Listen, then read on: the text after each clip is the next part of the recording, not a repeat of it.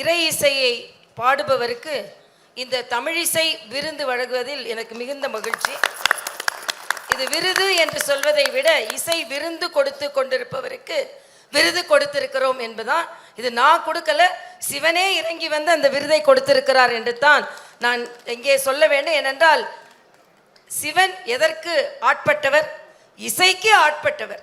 ஆக இசைக்கு திறக்காத கதவும் திறந்தது, மூடாத கதவும் மூடியது. அதனால் நமக்கு இசைக்கும் சிவனுக்கும் இருந்த ஈடுபாடை, நமக்கு இருக்கும் ஈடுபாடை நாம் அறிந்திருக்கிறோம்.